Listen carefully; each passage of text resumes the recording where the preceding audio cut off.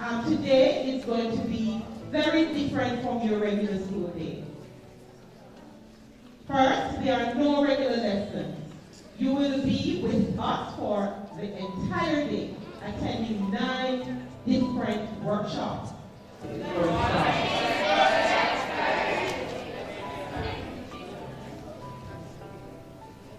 Welcome to an exciting and different day at school. The purpose of this day is to provide you with information on serious topics to help you make good decisions.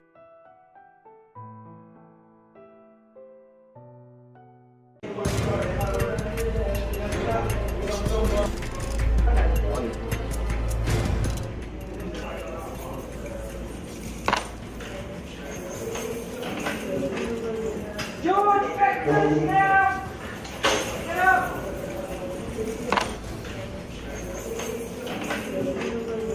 Shower! Clean your cell now, please. My name is George. I am sending you this message from Northward Prison, where I have been for the past 20 years. I am a real prisoner. This is my home and will continue to be my home for the rest of my life.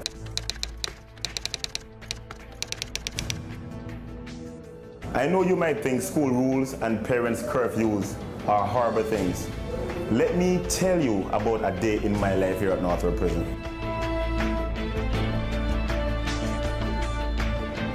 As you can see, this is not a hotel, as rumor would have it. This is my bed, my toilet. I have no TV, no DVD. I have no priceless treasures except for this picture here of my baby mother and daughter. This window is my only way of seeing the outside.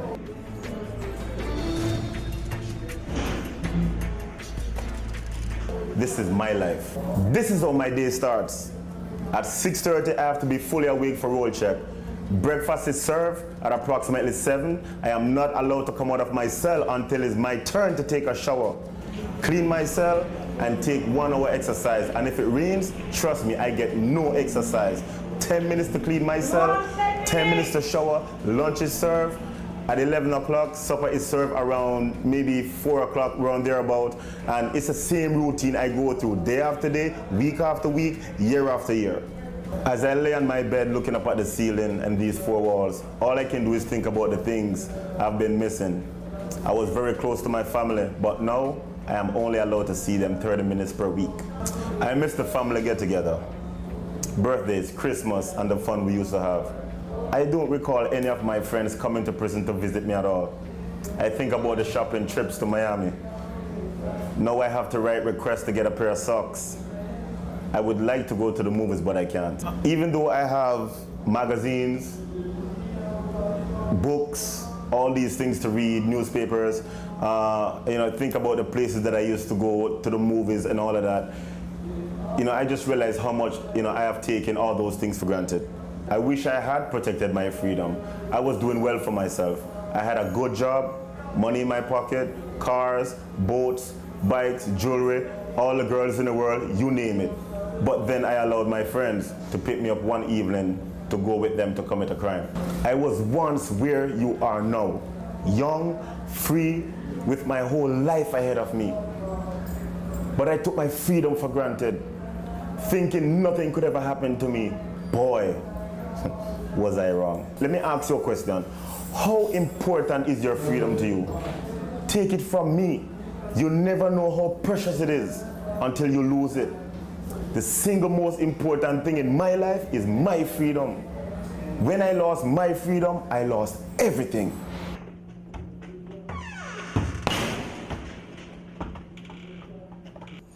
Time, George.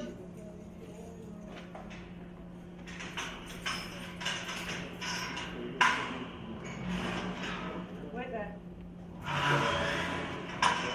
I wish I had known then what I know now. No matter what your friends are doing, no matter who is pressuring you, no matter what you think is cool, no matter who your parents are, you are the one who has to live with the consequences of the choices you make.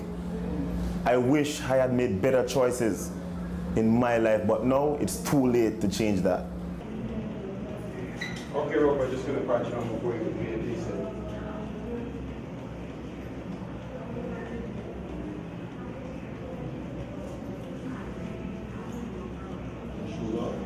in it. Sure. What choices will you make that will define your life? Today you are going to experience just a small bit of what the loss of freedom feels like, and all day there will be people giving good information so that you will be able to say, prison is not for me.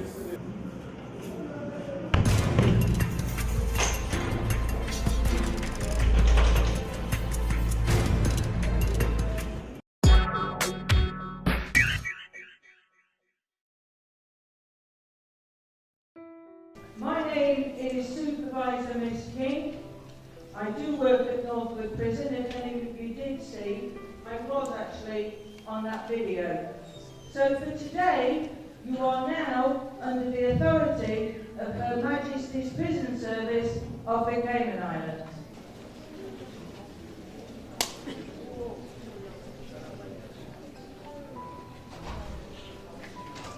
Each one of these officers will be assigned to your group.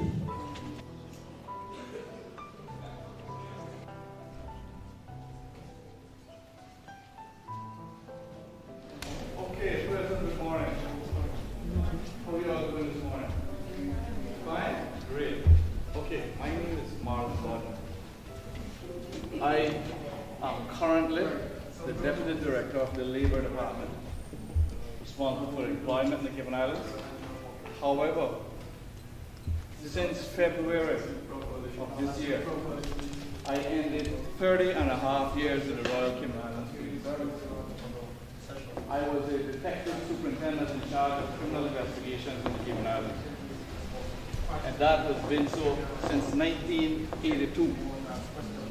What I'm going to be doing is talking to you this morning about gun crime in the Cayman Islands and how it affects the Cayman Islands, how it can affect you as an individual. How many of you have seen a real gun before?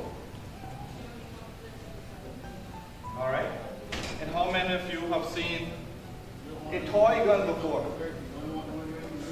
And now I'll ask the question, can you tell the difference? How can you tell the difference? It's still value something. And what was the value before and after?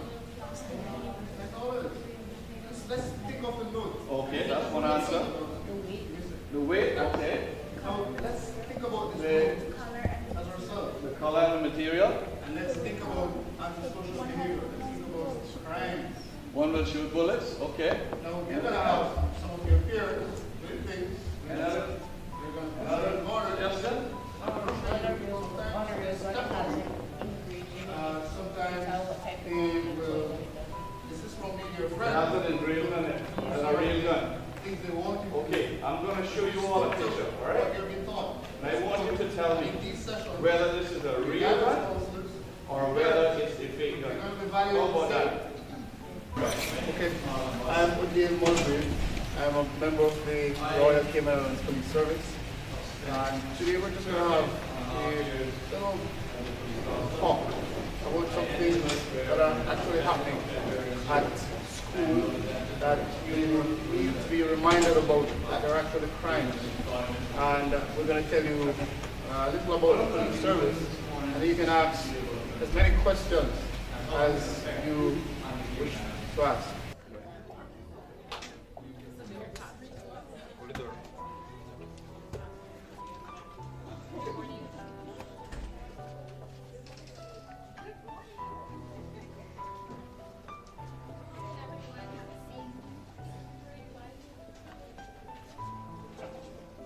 Good morning, my name is Sophia Chandler. I'd like to welcome you to the session called Paper Airplanes, a session in protecting ourselves, and you'll learn a little bit more about why the session is called that.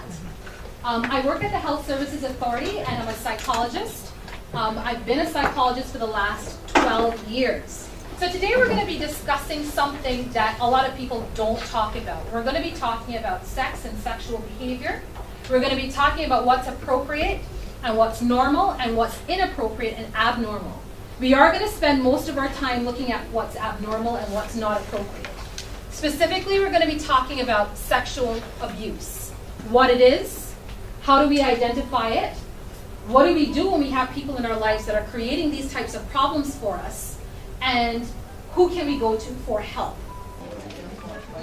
Okay, countdown from 5, 4, 3, 2, 1. Kick off. All right, Ms. Melissa's going to come around. She's going to collect them for us. So can we start having some volunteers? I need some people to read some of these definitions for us.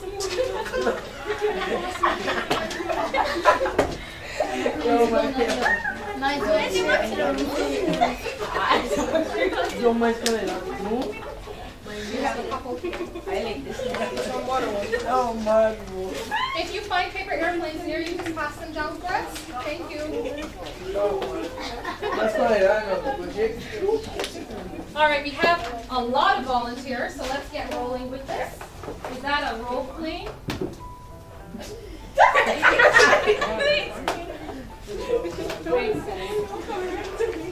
All right, so we're going to start with our first person with a definition to read for us. We're going to see how many of these we can do. Sexual abuse is when a man forces a woman to have sex. Okay, so sexual abuse is when a man forces a woman to have sex. And that is true because we have that idea of force. But sexual abuse can also happen when a woman forces someone to do something that they don't want. And we don't often think about that a lot. We always think that it's only men who abuse. In particular, when we think about child sexual abuse, men can be inappropriate with girls or with boys, and women can also do it as well.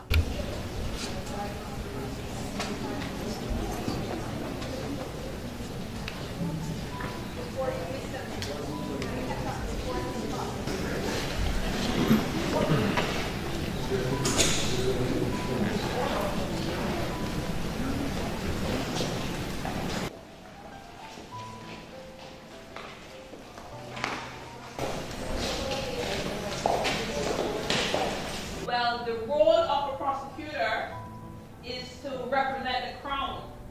What we have to do is we have to prove that the defendant that is charged before the court that he's guilty of an offense. So what happens is you have someone who is charged for an offense. He is then brought before a court, and I have to prove that he's guilty of the offense for which he's charged. Do you understand? Yes, ma'am. Hey! Hold it there! Shit. Shoot him. Shoot him. Where you getting this from?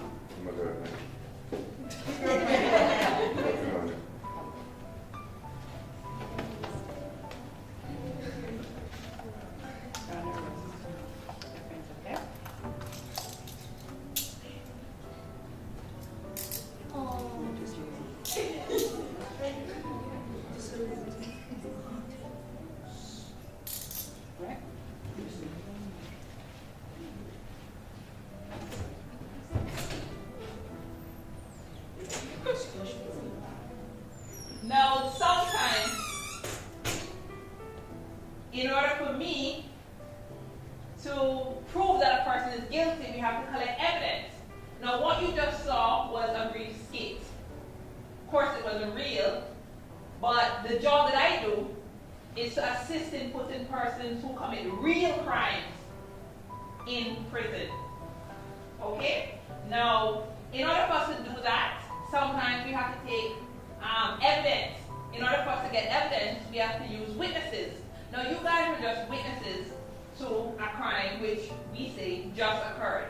Now, can you guys please assist me and tell me, for example, what was that robber wearing? Hands up. Can someone tell me? Give a description of his outfit. Let's go.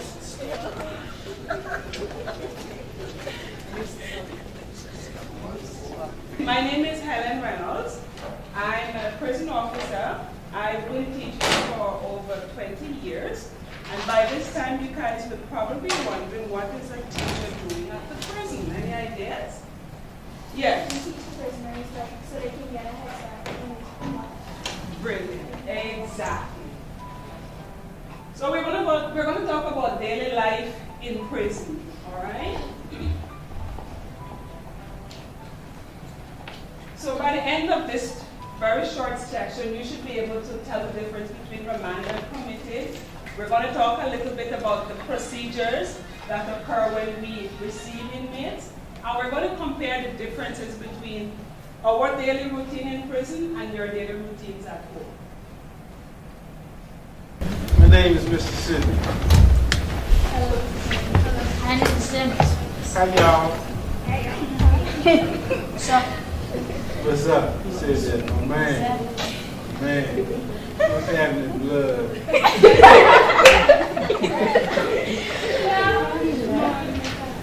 All right. I'm supposed to tell you about myself. I'm an alcohol and drug counselor. I'm a mental health therapist. I've been doing this for like 25 to 30 years.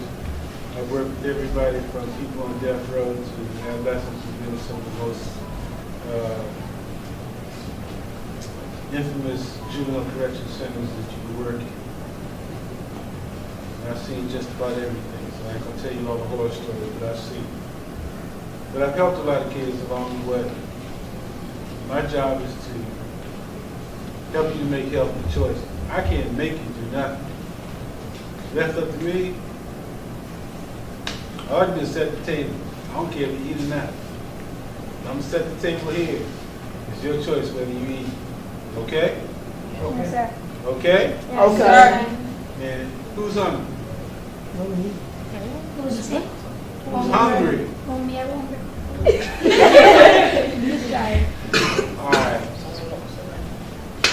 Every time I've done this, I've run out of time, so I ain't trying to run out of time today. So we can talk about alcohol and drugs, right? Right? Yes, sir. I ain't gonna tell you all the most stupid things, just say no. I ain't gonna tell you alcohol and drugs are bad for you. Because if it was that bad, people wouldn't keep doing them all the time they're doing them, right? Right? Right. Come on, we're gonna be honest, man. I ain't gonna sit here and tell you all the stuff that it's taking. Well, it's bad for you. If it's that bad, why people keep doing it? Yes, ma'am. Very different to it. They do just to act bad. Just to act bad? Peer pressure. You know what? I done done 9 classes today. I'm looking at the camera. I done done 9 classes today, and I keep hearing this peer pressure stuff. Peer pressure. So you telling me that somebody's gonna make you do something that you don't want to do? Wait a minute. Let me ask that question again. Hold that thought right there. Peer pressure means something. It means your peers will make you do something you don't want to do. How many people believe that? Raise your hand.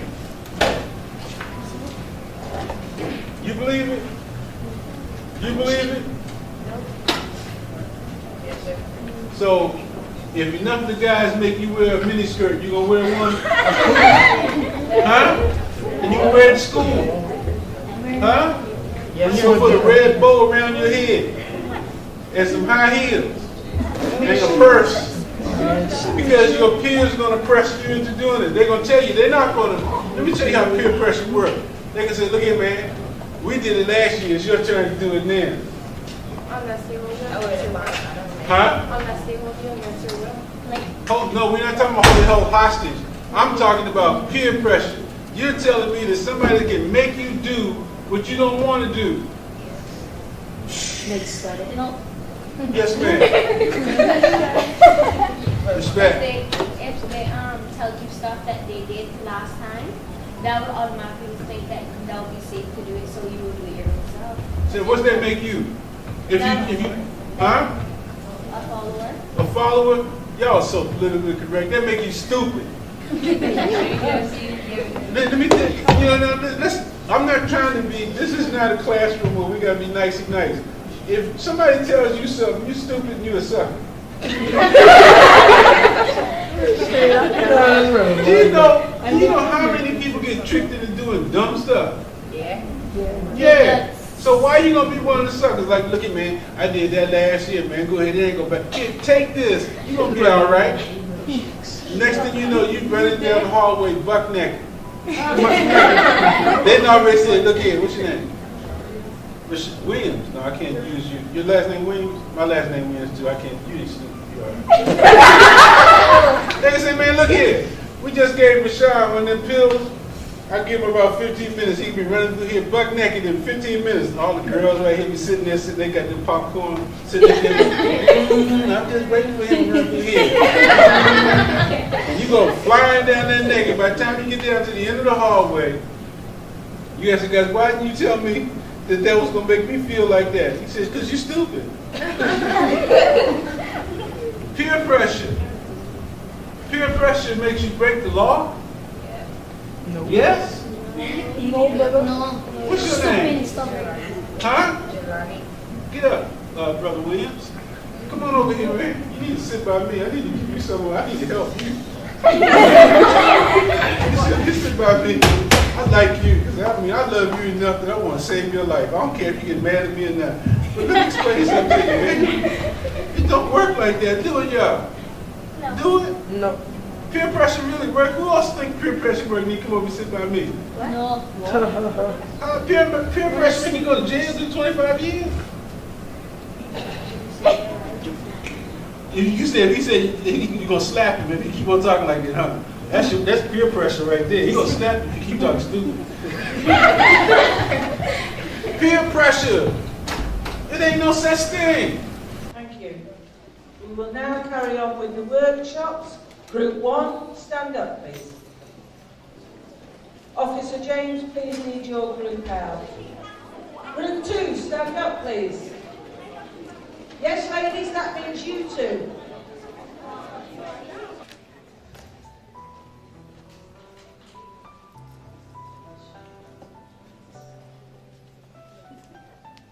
What are some dream and goals that you guys have for your community here in Cayman? Be a part of something? Okay. What else? Anybody else? What are your dreams? If you think about the perfect community, what you want Cayman to be, what do you think you want? Yeah, everything fits together like a puzzle. Oh, everything is together. Okay, like our theme.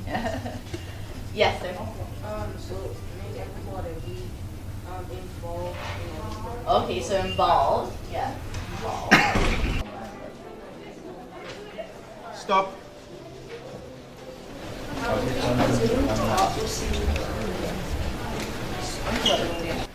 My name is Patrick Beerson. I'm a policeman. I've been a policeman for a long time, as you can see. In the last 18 years, I've spent being a gang investigator. So, for the next 30 minutes or so, I would like us to talk about gangs. And I would like to discuss some things that I've learned about gangs. And what we'll be trying to find out are the consequences of being involved in a gang in the Cayman Islands. Pastor Mitchell Eckstein. I'm Canadian from West Bay, and my church is the Ambassadors of God's Church, Ministry of Peace. Mr. Brent Heights is the director of the Hope Foundation Halfway House in West Bay. About 40 years ago. 40 years ago, I had my first smoke of weed at John Gray High School. From that smoke, that went on for about 30 years after that. It took me a long time to get a grip on actually putting a cap on my drug use. That exhaled to beer, crack cocaine, some pills. The only thing I didn't do was shoot up. I have put every other chemical as far as illegal drugs in my body, looking for peace, serenity, and satisfaction. What was I? All I found was aggravation, despair, and it drove me to the place where I was actually hopeless. Do you know something? When I did drugs the first time, you know why I did drugs? For me, it wasn't really no prayer practice. I wanted to feel happy. I wanted to have a good time. Why you took that smoking ganja? Because you wanted to feel good. Why you took the drink? Because you wanted to feel good. At first, it made me so good, so happy, feeling so good. But now, I'm a crack cocaine addict. I've lost my mind. I've lost my job. I've lost my health. I've lost everything. And I'm crazy. And I'm not happy. That's what it does. You see? You're looking at me. I wasn't born a pastor. I wasn't born this size. You know that. My little little girl, or church. Listen, I went through high school, graduated, went to college, graduated, came back and got a job in management in a bank, making money, living the life, riding the ride, the blink, having the chicks, party. I was 30 years old. I was 30 when I tried crack cocaine, and it took everything from me. It stole everything from me at 30 years. You see, it don't respect the professional, it don't respect the successful person, it don't respect no one. It won't respect you either. I am going to protect my life, my future, because I'm special, I'm valuable, I am more than all of that. In the name of Jesus. Yes. If you get nothing out of here today, I want you to know that you are special. Your future is bright, and that you must protect your own life. Say no to drugs.